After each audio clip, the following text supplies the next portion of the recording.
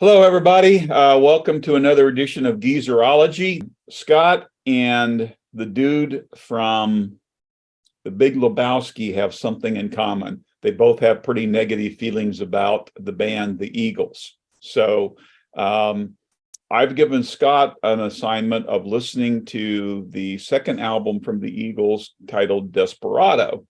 And this is an album that I really like. And so I thought I'd give this a shot, see maybe if this could penetrate Scott's armor on his feelings about the Eagles. So, Scotty, you've had a chance to listen to it. Tell us what you think.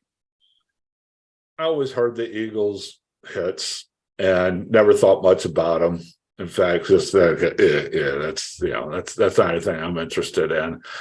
And so Desperado was the first time I've listened to an Eagles album, and I've listened to it a couple of three times over the past couple of weeks, and I'm going to tell you that this is exactly what I always thought an Eagles album was probably going to be. and that's there's no hatred there. It's just I don't get it.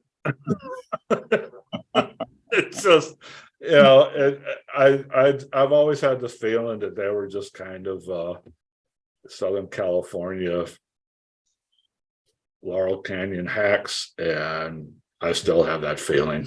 I don't know.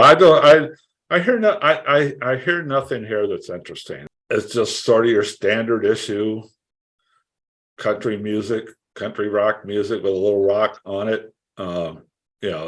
They're singing songs about cowboys in the desert and looking at sunrises and sunsets and pushing away a woman because, I'm an outlaw and I'm going to travel the highway, so don't fall in love with me, woman. Woman, don't try to love me, don't try to understand. A life upon the road is the life of an outlaw man. Yada, da, da, da, da, da, da, da, da. It's like there's nothing inspiring here. It's just vapor to me. It's just kind of there. It's like, okay, let them go do their thing, and I'll do my thing, and never the paths shall meet. There's nothing in this album that cracked this veneer. I really don't have any positive things about this. To say about this. I know it was a popular album. The Eagles were a popular group. I don't understand why. I guess there's just a segment of the population that likes this kind of stuff. You being one of them, I'm sure. But that's not a bad thing. Well, it's all a matter of personal taste. Let me ask you the question. Let me give you an assignment. Explain this to me. What is it about not just the Eagles, but about this album in particular that that makes it notable? Okay. I can answer that question. First, Okay. I want to say, though, this is really not a typical Eagles album. And I think that the Eagles did tend to be a little toward the lightweight side.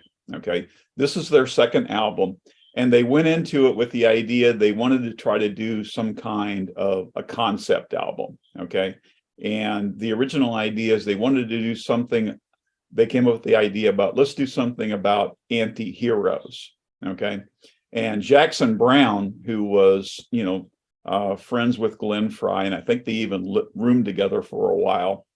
He happened to have a book about the Wild West and about, outlaws and gunslingers.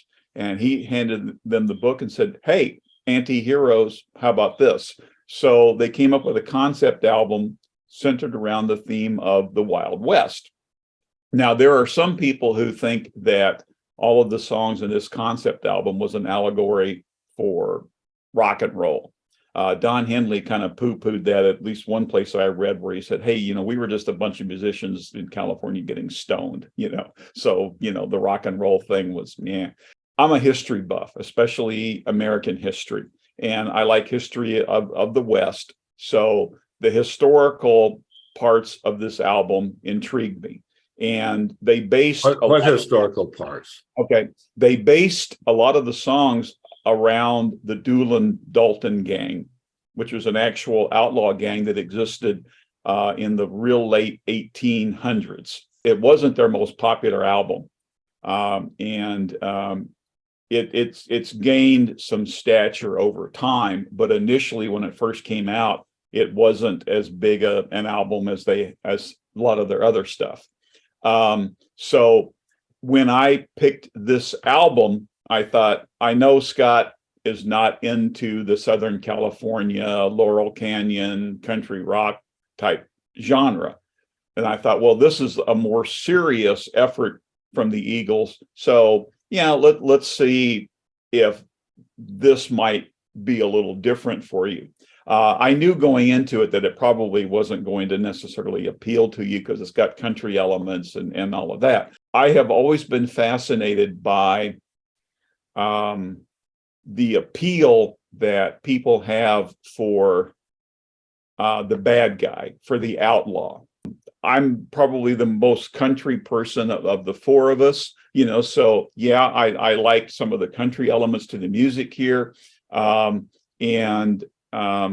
of the things I like about country is a lot of the country songwriters are able to do a play on words. In the song Tequila Sunrise, here you've got a tequila sunrise as a drink, but they've also now turned it into, it's another tequila sunrise. It's the end of the day, night's coming. I got to deal with all of the things going on in my life. I like the country elements in here. There's a couple numbers on here that are great, barn burning rock and roll. So, but the thing that probably appeals to me most is the concept and the historical elements of the album. I didn't hear a whole lot of barn burning rock and roll here. I just heard a lot of I heard a lot of cliches going on about cowboys and outlaws and sunrises and banjos.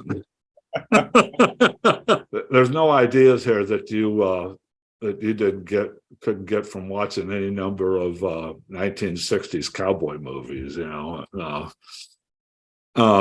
I just, to me, it's, they started off with that song Doolin Dalton, and then they play songs about cowboys in the desert and sunrises and loners and outlaws, and then all of a sudden they come back about the middle of it and say, oh, well, let's do that Doolin Dalton song again, only this time let's do it with banjos, and then to close the album they come back and do the Doolin Dalton song again, repeating themselves over and over to fill out an album is kind of crazy. I don't know, I find nothing inspiring about it, nothing particularly outstanding. I like the Eagles. I mean, it's kind of counter to my my brand, but I like them. I've always liked them, and I think maybe because I kind of put a different perspective on their music because they represent something to me. So maybe it's this notion, because their popularity was between the early 70s to the late 70s, their peak popularity. They bridged that gap between the end of whatever the 60s hippie dream was and whatever the 80s became, which was, the kind of greed is good sort of thing. And I found that they are kind of emblematic of what is, best about that kind of Southern California rock. So when they, they did their soft rock, that no one was softer. When they did their hard rock, no one was softer. They were always soft, but it was all very tasteful. A lot of the songs were good. I mean, I like them. Sometimes they're self-pitying and sometimes they're self-satisfied, a little smug. But I do think they were of a time. And I don't play this stuff a lot, but I'm surprised that I have so many of the records in my collection.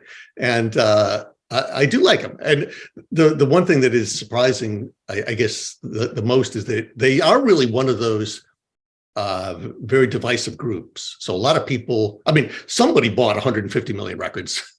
Somebody did. So they're one of the most popular groups in history, and certainly among the top American groups ever.